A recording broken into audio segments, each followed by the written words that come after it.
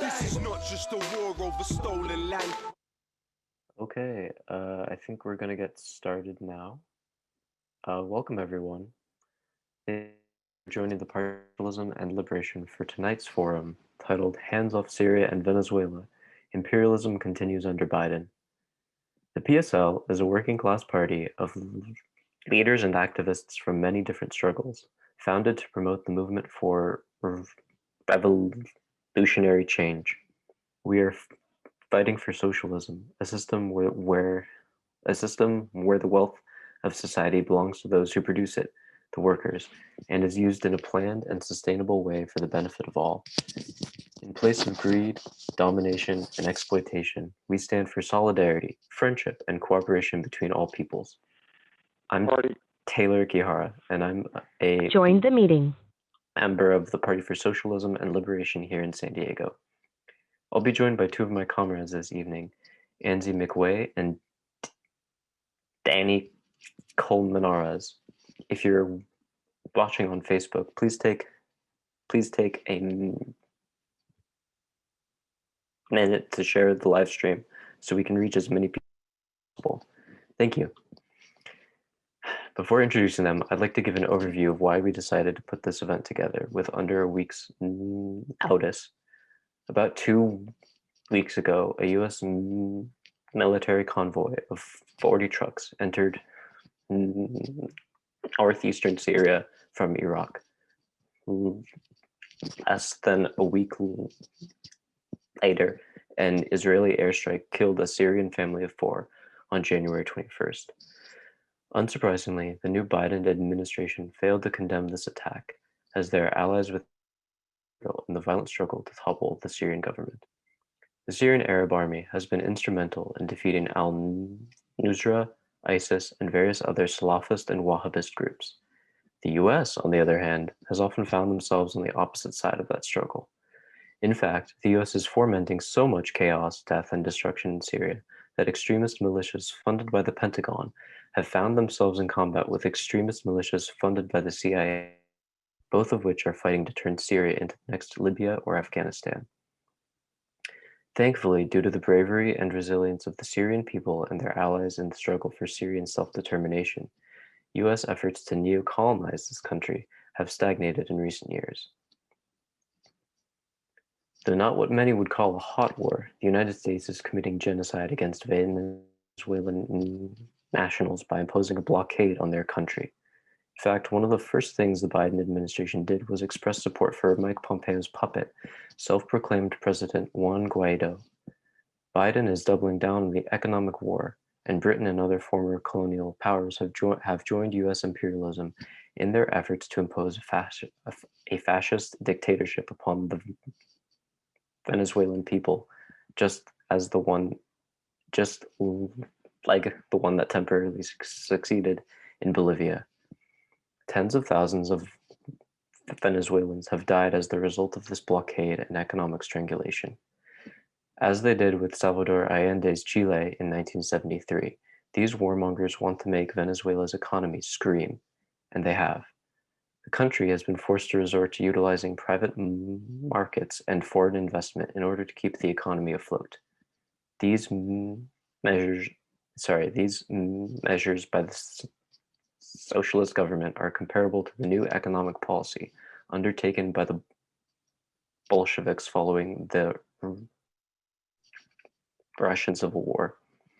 Despite these challenges, over 3 million homes have been built by the Bolivarian Revolution's housing project, and millions of people rely on government-subsidized food due to price gouging and other efforts of Venezuela's comprador capitalist class to blame President Nicolas Maduro and the United Socialist Party of Venezuela for the country's hardships.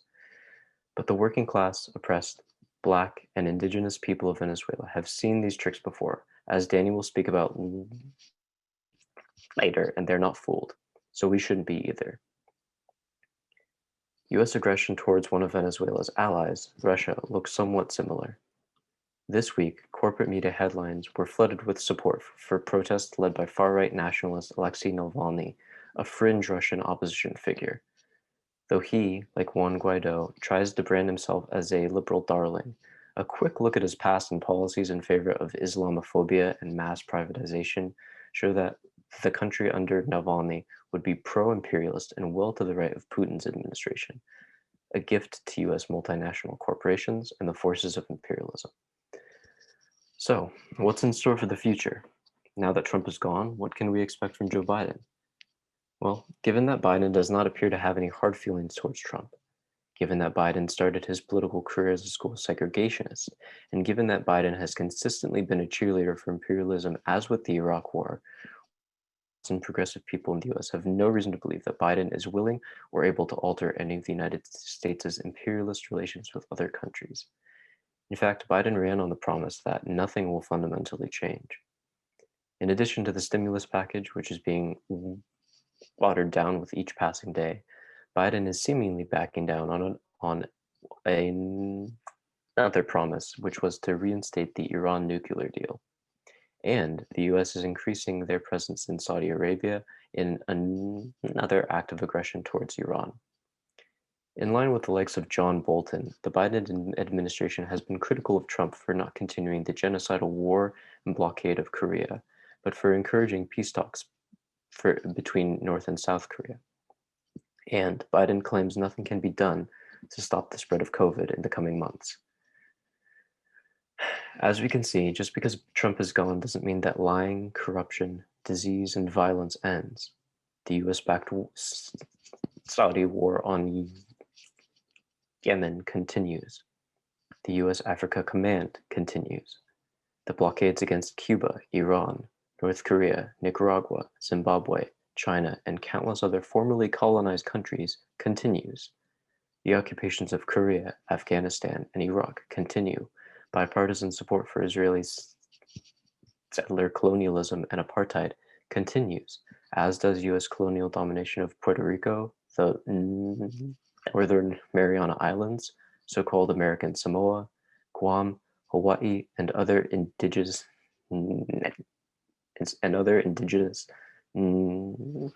nations such as the Kunai. We can't forget this. It's also important to note that imperialism is not just a policy choice or even a set of policy choices. It's a fundamental feature of the world capitalist system. Without imperialism, the very fabric of this racist North American empire comes undone. That's one reason why it's so important to oppose all US endeavors, even if we have valid criticisms of those who are resisting US aggression. As socialists and internationalists, we must always stand against the imperialists of our own country, sending our neighbors, or anyone for that matter, to kill working class people somewhere else.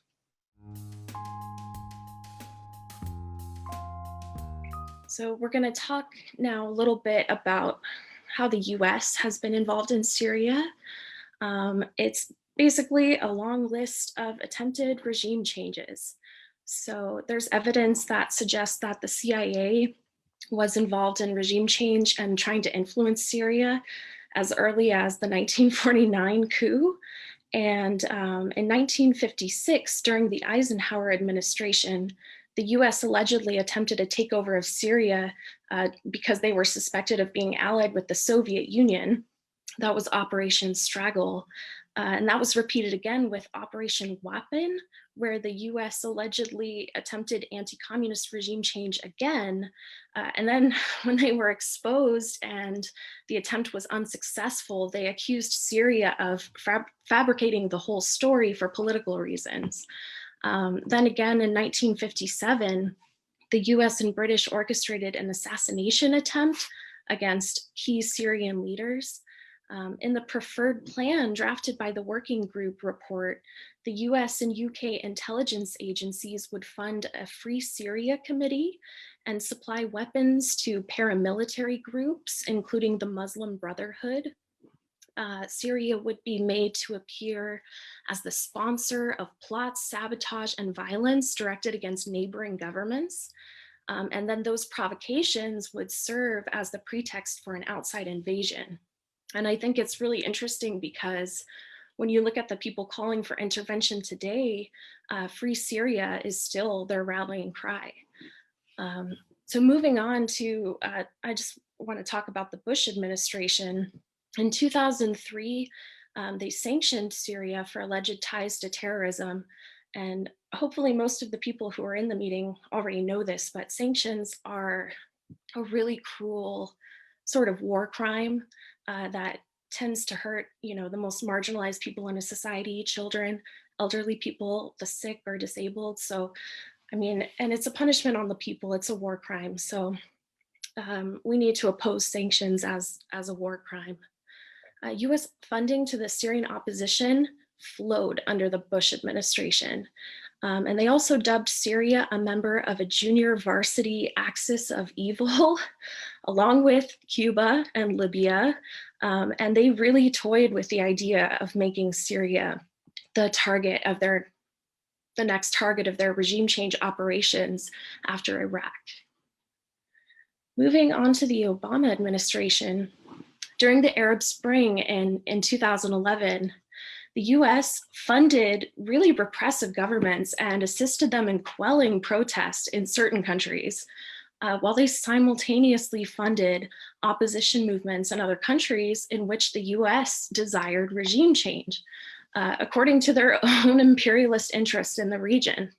And then in September 2012, the New York Times reported that the Obama administration was discussing how to bring about Assad's removal, but that the administration did not want to look as if the United States was trying to orchestrate the outcome in Syria. I want to touch here on the claims of chemical weapons, which were the main pretext for our involvement in Syria. The first allegation of chemical weapons use was reported in 2012. And the coverage included the report of all these side effects, including nausea and blurred vision and breathing difficulties.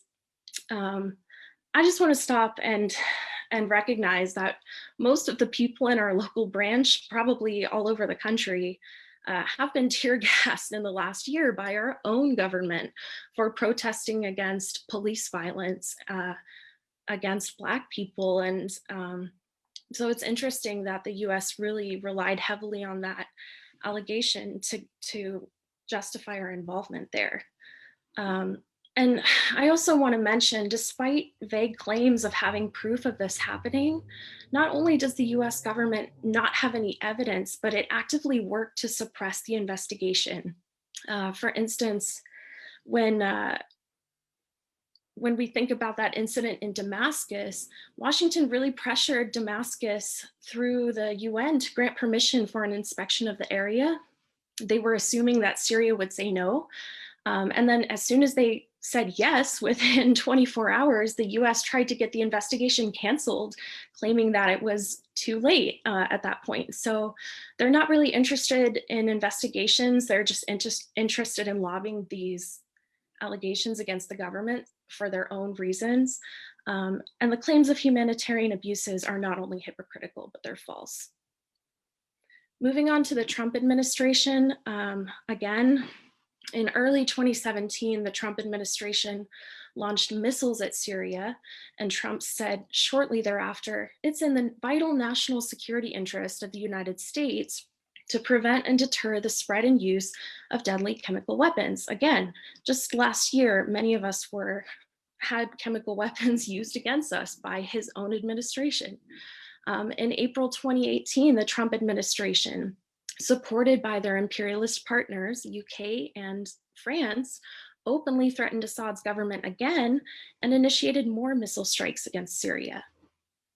I also want to touch on Trump's announcement last year in 2019 that he was going to be removing troops from Syria.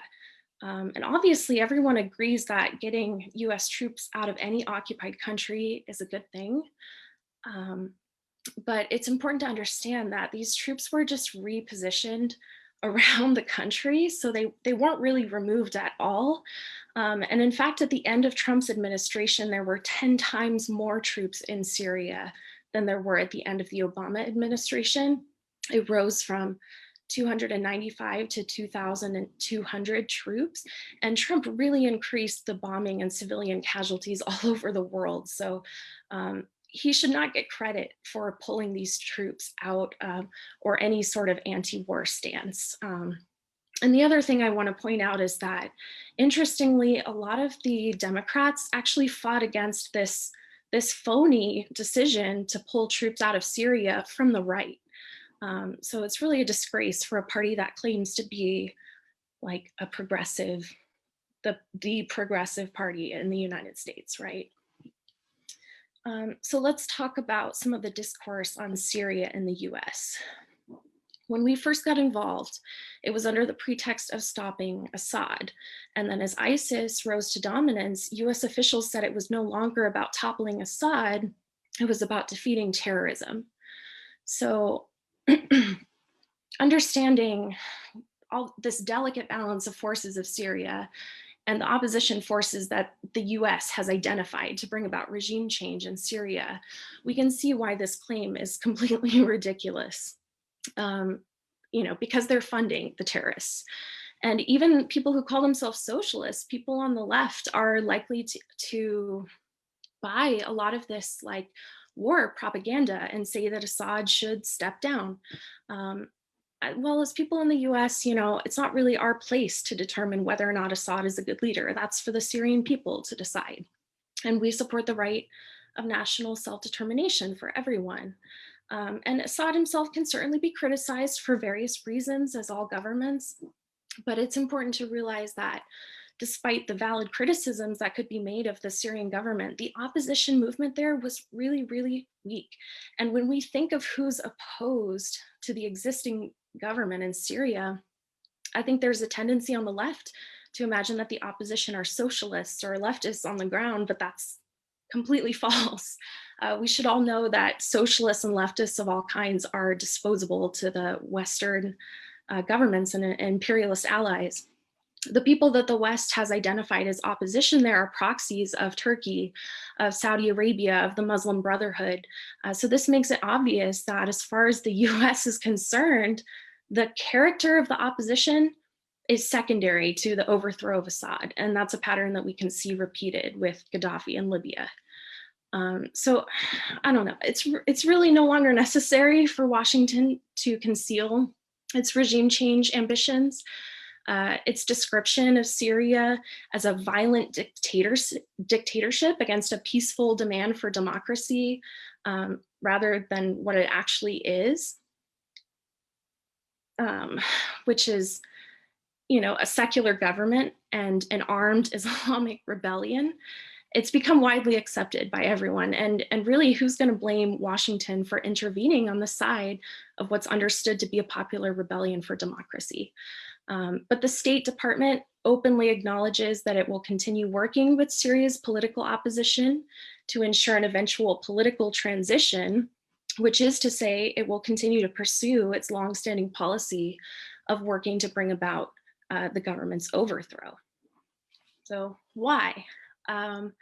Apart from Syria irritating Washington by allying with Iran and backing Hezbollah and providing material assistance to Palestinian national liberation movements, the country exhibits a tendency which is shared by all US regime change targets, including like Venezuela, which is they have an independent, self-directed economic development.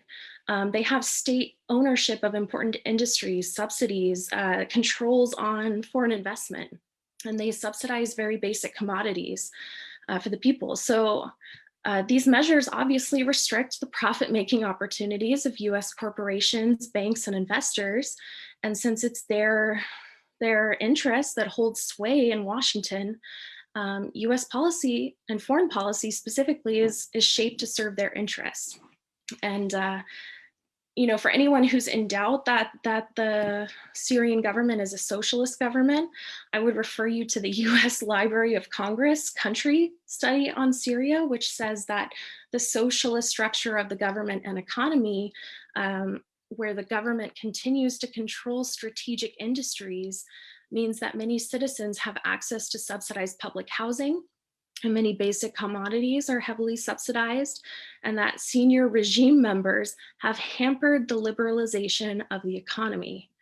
One last important note I want to share is that Syria remains an organized force against Zionism and for Palestinian national liberation. It's not really clear that any successor government would follow the same path. And honestly, what would probably happen is hardly something that we should want to embrace, which is a country that would be thrown into chaos by all these different competing militias and warlords, um, where torture and extermination of the old regime supporters run rampant, as in Libya, post-Gaddafi Libya. So what about the Kurds? Um, the political geography of the Middle East, as I said before, is the product of deals made between colonial powers with no regard for the people actually living there. So Kurdistan is a region which is divided between 4 countries: Turkey, Iran, Iraq, and Syria. And of the 30 million Kurds, more or less, more than half live in Turkey. So Kurdish people are the largest nationality in the world that lacks its own state. And from a Marxist perspective, every oppressed nation has the right of self-determination, which also includes the right to secede and form an independent state. However, imperialism, through a constant policy of divide and conquer, has really intensified national oppression. And it perpetuates national oppression not just between imperialist countries and oppressed ones, but also amongst different nationalities within oppressed countries. And since World War II, US policy towards the Kurds has really exemplified opportunistic imperialist manipulation of legitimate struggles against national oppression to advance their own goals. So the United States has simultaneously supported and opposed the Kurdish national struggle, depending on the nature of the state of the country in which it has been waged. And I'll give you a few examples here. So in the 1970s, the United States supported the Kurdish struggle in Iraq, where US strategy after the revolution of 1958 was to destabilize the Iraqi state. And I believe that's the picture there. At the same time, Washington opposed the struggle of the Kurds in Turkey and in Iran under the Shah, a US puppet. In fact, the United States funneled supplies to Iraqi Kurds through Iran's Kurdistan region, while Iranian Kurds were repressed by the Shah's US armed military. And one last example of hypocrisy that we can still see today: Turkey itself is a member of NATO and a big ally of imperialism in the region, and they're the biggest recipient of US military aid after Israel and Egypt. And Turkey has just carried out an absolutely brutal campaign against the Kurdish population, destroying villages and killing tens of thousands of people.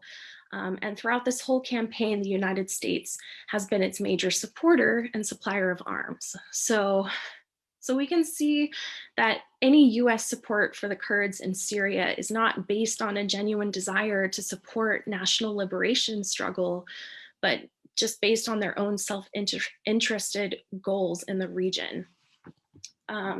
And you may remember just last summer in August, the US's intentions were further made obvious when Trump made this deal with the Kurds that would give the US access to Syrian crude oil, and also announced he was leaving US troops in Syria to secure the oil. So whether the Kurdish people eventually form an independent state, remain as an autonomous state within their respective countries, or choose any other path through their struggle, it's really for them to exercise their right of self-determination. But imperialist intervention and manipulation can only weaken the aspirations of the Kurdish national struggle. And whatever short-term gains the Kurdish leadership may make through forming these alliances with imperialism are always subject to takebacks as dictated by future imperialist tactics. And these gains really sow the seeds of division amongst the region's people, perpetuating the objective conditions for continued oppression. So yes, we support the right to national national self-determination for the Kurds, but that doesn't mean supporting US imperialism or intervention, because the US will only sow chaos and division by staying involved in Syria. And the real gains will only be won through forging unity with the anti-imperialist struggle of the other oppressed peoples of the region against imperialist domination. So what can we expect from the Biden administration? We don't have to wait and see, like the liberals always say, because he's already an established politician with a record that we can look at. Biden previously called for regime change in Syria as vice president, and I believe we have a video.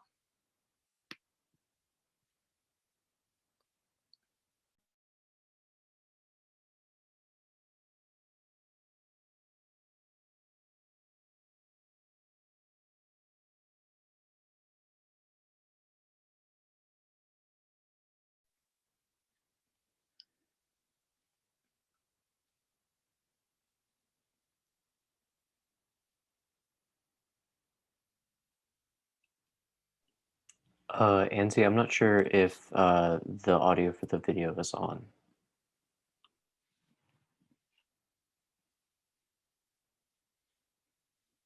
So Biden called for regime change in Syria as vice president based on the phony allegations of chemical weapons attacks.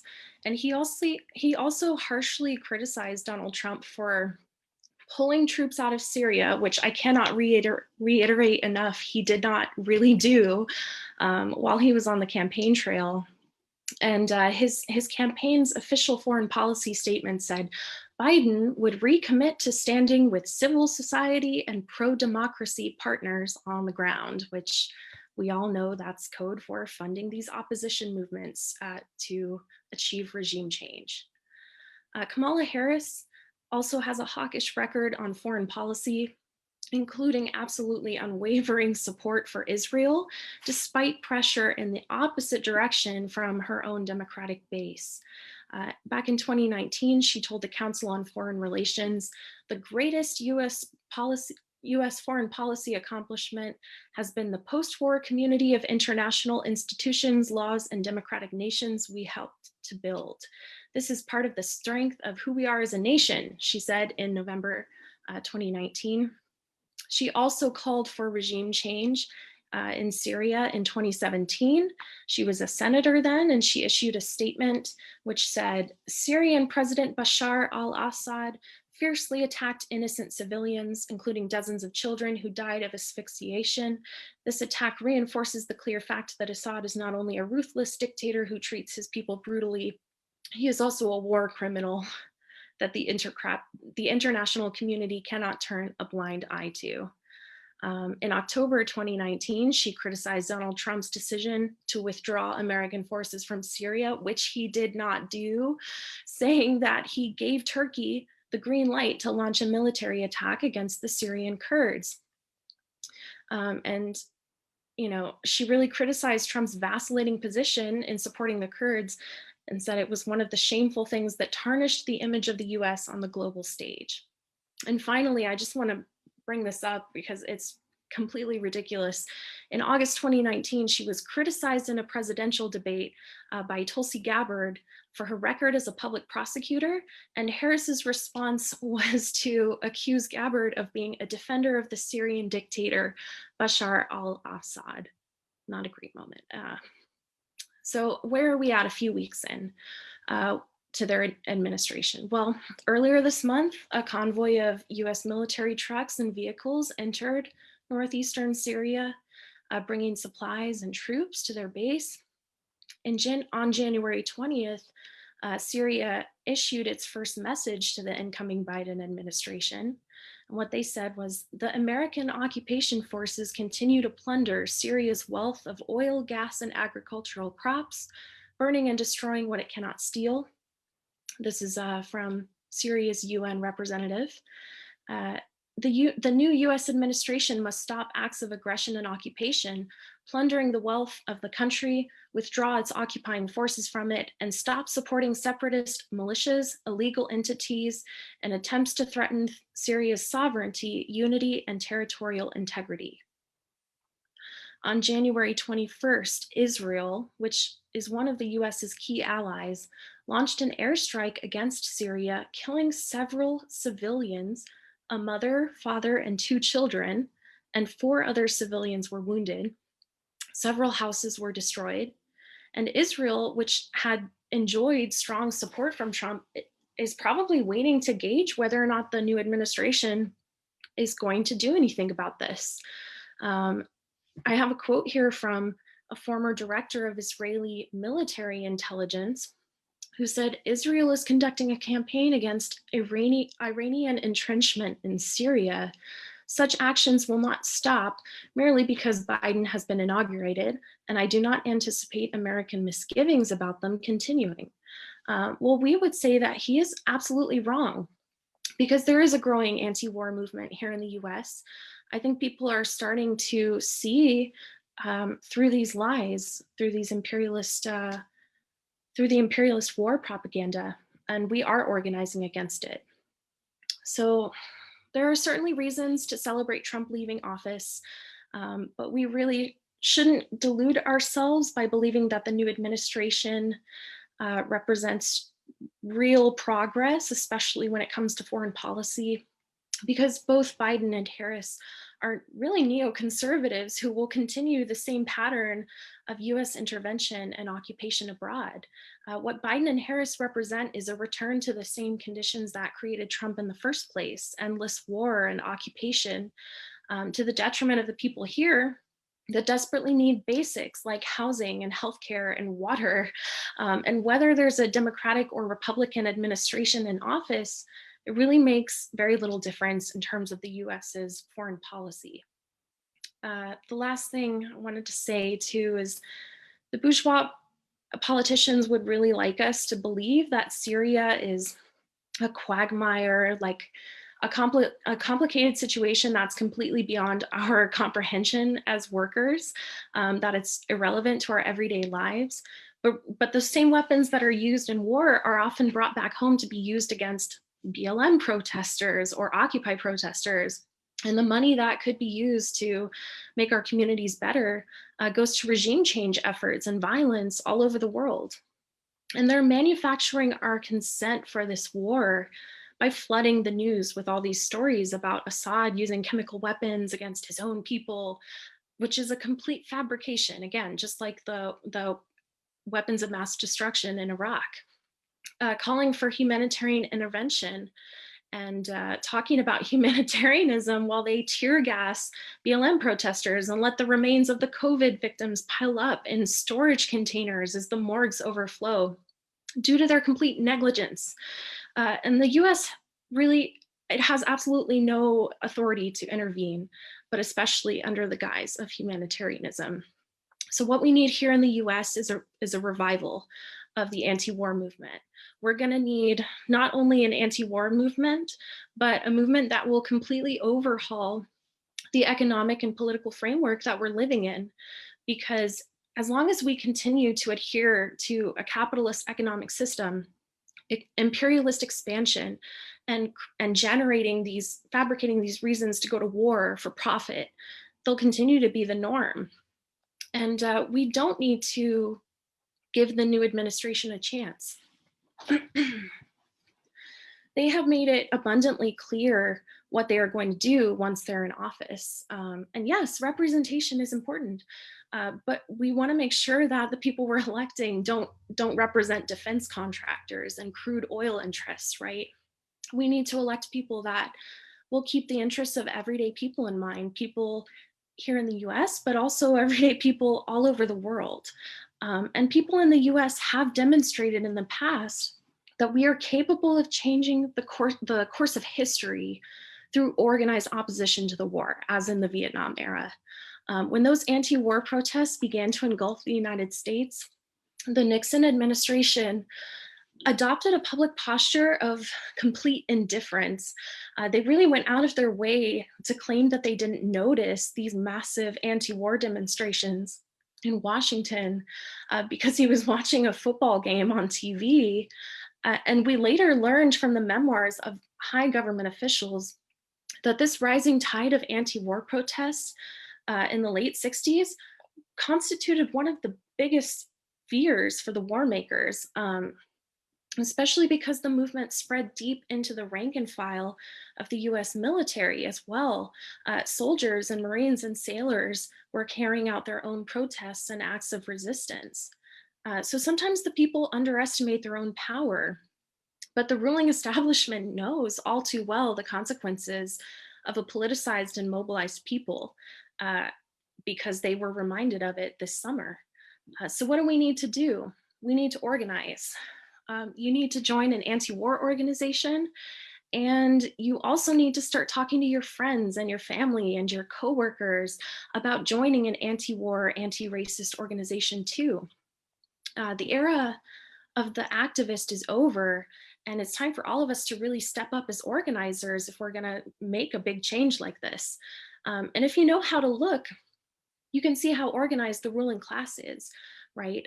Looking at how long it takes them to pass universal health care or to get us relief checks versus how efficiently they can mobilize their forces to shut down a protest or evict people or bail out the banks. That should tell you everything you need to know about the class character of our government and who it serves. And we're gonna need an organization that's strong enough to effectively counteract that power and fight for our interests as a class. And we won't be successful unless we are consistent and dedicated to this work. And so that's why joining an organization to hold yourself accountable is so important. One last thing before we close out, I want to mention revolutionary optimism because this is a sad topic. It's really upsetting. I think too often people on the left fall into the trap of watching what's happening on the news and feeling upset and feeling anxious, but then doing nothing about it, but posting on social media. And there is so much work to be done, right? We need to organize marches, rallies, we need to organize study groups and banner drops and electoral campaigns and speak outs. And it's really hard to know where to start, and it's impossible to do on your own. And these big movements with the power to shape history, they happen when we connect with other people with similar goals and join an organization. So try to stay optimistic, even though we're fighting against a big, terrifying war machine. Revolution is possible here in the US. There is a growing class consciousness, and our power as a class will come as we start to connect the dots between different issues and unite in solidarity across divisions. So if you would like to get involved, you can visit us online at pslweb.org/join, or come and talk to us sometime at an event. Thank you so much for that presentation, Angie. That was really wonderful. Now, before I introduce Danny, I'm going to talk about a recent development within PSL San Diego.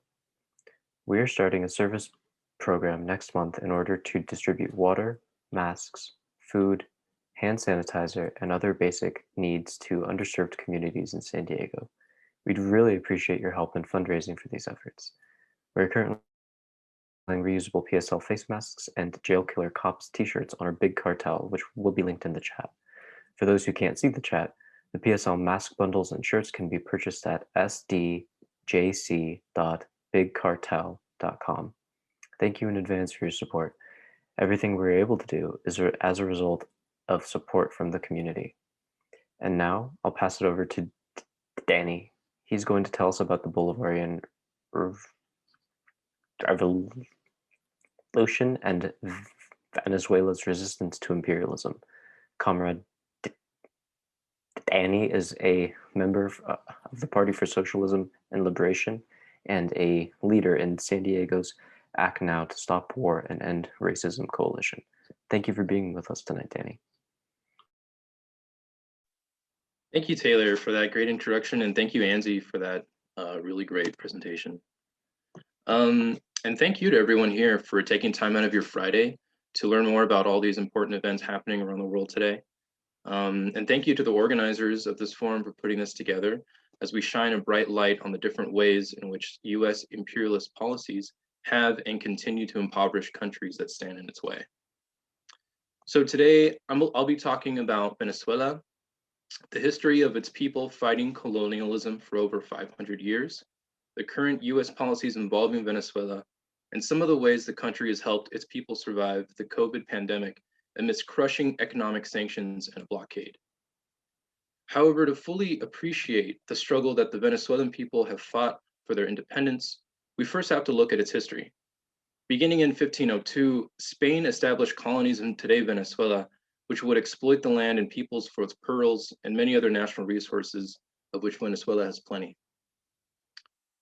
In 1823, US President James Monroe, in a message he gave to Congress, gave what we call today the Monroe Doctrine. This claims the entire Western Hemisphere for the US. To this day, this is used as a justification for US imperialism's domination of all countries in what it considers its backyard, the whole Western Hemisphere. US legislators have since used this doctrine to justify meddling, cooing, and installing puppet governments in legitimate sovereign countries in Latin America. Venezuela's Bolivarian Revolution is rooted in historical struggle against colonialism. It is named after Simón Bolívar. He's also known as the Liberator. Bolívar was a revolutionary leader throughout Latin America who led a national liberation struggle of indigenous peasants and former slaves in what today are the countries of Bolivia, Ecuador, Colombia, Peru, Panama, and Venezuela. Bolívar's goal was to unite Latin America free of colonial rule. The movement led by Hugo Chavez continued this struggle, and in large part won popular support because of his promise of a new constitution that would restore Bolivarian ideals. After coming to power, the Chavista government launched ALBA, which stands for the Bolivarian Alliance of the Peoples of Our Americas, which has been enjoying a resurgence thanks to the rise of left-wing governments in Latin America to create unity and independence from imperialism amongst Latin American countries. The following is from a Liberation News article published in 2011. ALBA's truly stunning achievements include the elimination of poverty for 11 million people in only 5 years, an increase in literacy rates from 84% to 96%, a reduction in infant mortality rates of 32%, and the enrollment of hundreds of students in ALBA's Latin American School of Medicine to develop still more critically needed medical workers. The organization was formally launched in 2004 as a joint project between Cuba and Venezuela. Today, its membership has extended to include 6 more countries in the region, including Bolivia, Nicaragua, Dominica, Ecuador, Antigua, and Barbuda, and St. Vincent and the Grenadines. ALBA is also developing increasing relationships with a number of non-member countries, including China, Russia, Belarus, Syria, Haiti, Grenada, Paraguay, and Uruguay.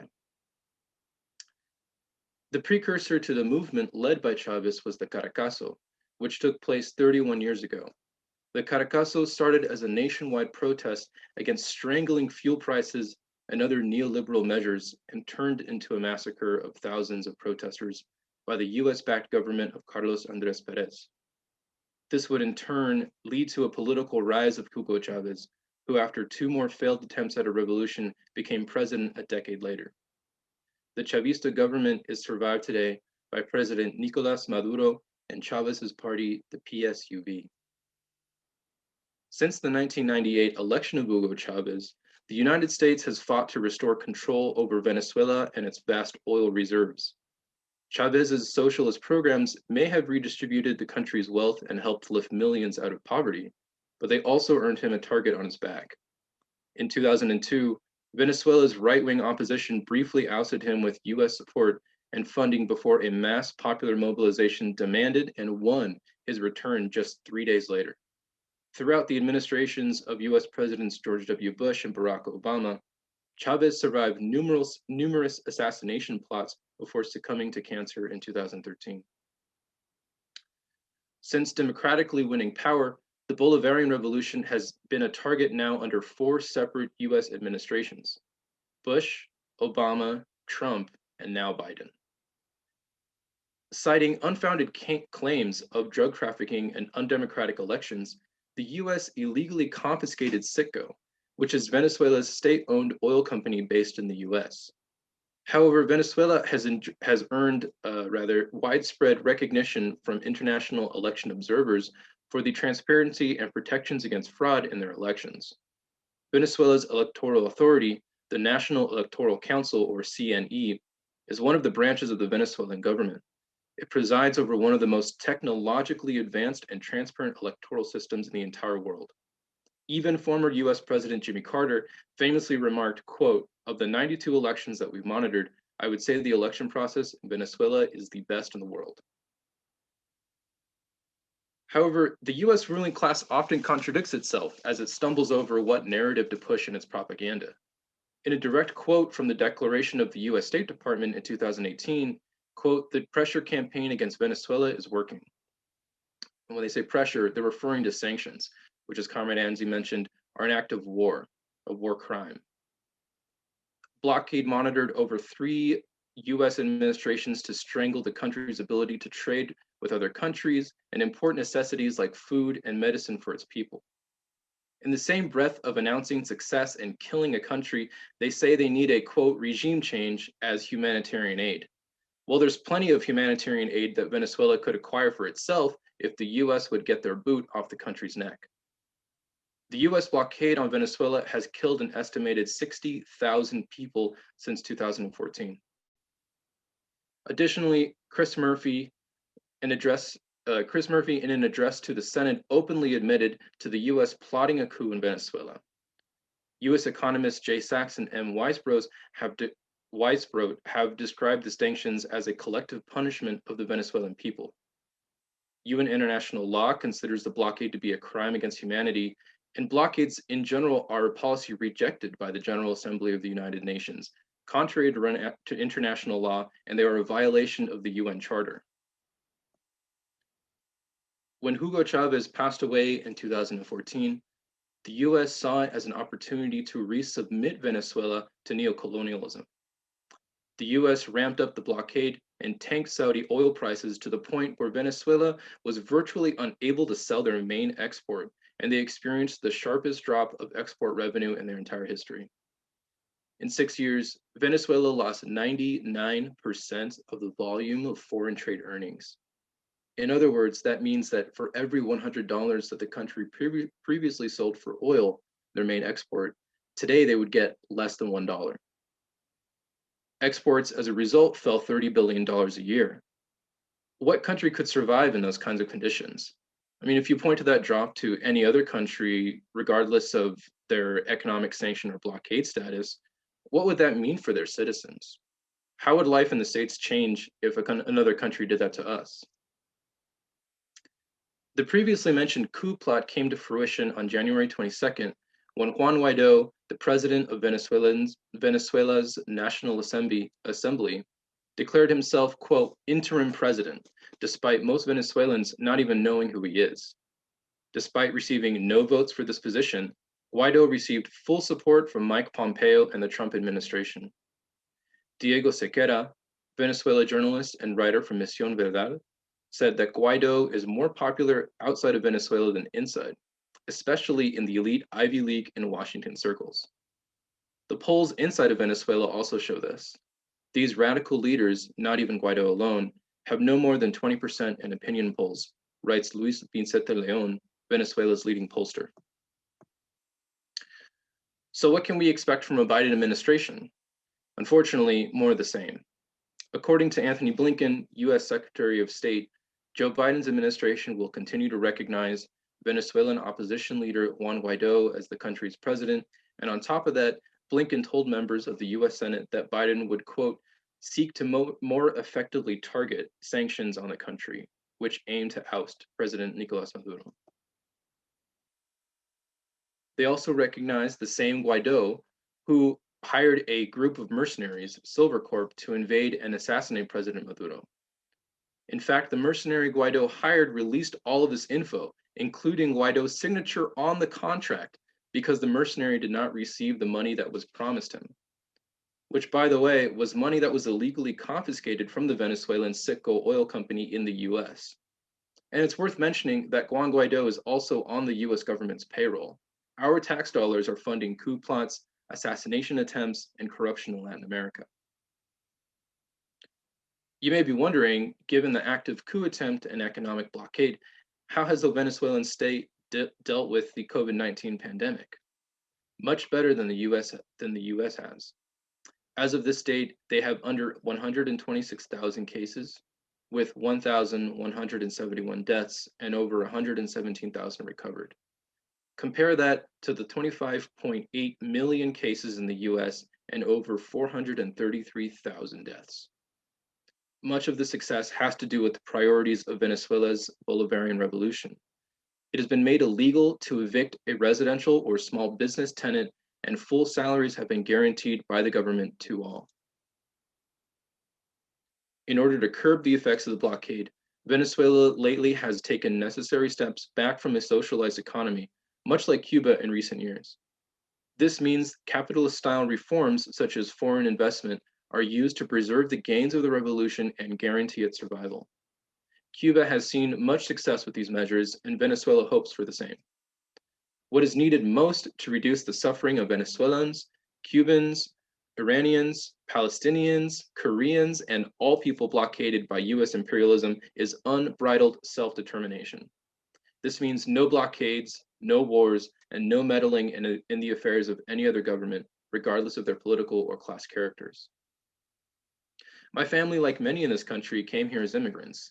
When I was young, I was told it's a privilege to live in this country. But at whose expense? I say it's an honor to fight for socialism in this country because the struggle for socialism is internationalist. The fight against our own oppressors is just as much a fight for the people in Venezuela, in Syria, around the whole globe. This is because it is the same capitalists that wage war throughout Latin America, the Middle East, and Africa, and other countries, and they wage a war against workers here at home too. There is absolutely no reason for so many people to suffer so that a few may live lavishly. How do we solve it? We need to get organized and get educated. I urge everyone here to join a grassroots organization like PSL or Answer, dedicated to fighting capitalism and imperialism. Only an organized working class movement can wield the kind of power necessary to turn things around. History has shown us that when the people fight, they win. If you'd like to learn more about the struggle against US blockades in Latin America, please visit cuba-venezuela.org. Thank you. So I'd like to give a huge thanks to our speakers and everyone in the audience who attended this online forum. Thank you. While only a social revolution can end US imperialism, we in the Imperial Corps have a responsibility to put as much pressure as possible on the Biden administration to ease US aggression, close all foreign bases, and bring all troops home. And we hope you'll join the Party for Socialism and Liberation in organizing and fighting for that revolution. Please check out our Linktree at linktree/PSL San Diego if you'd like to get involved or further support our organizing. Thank you, and have a great Friday night, everyone.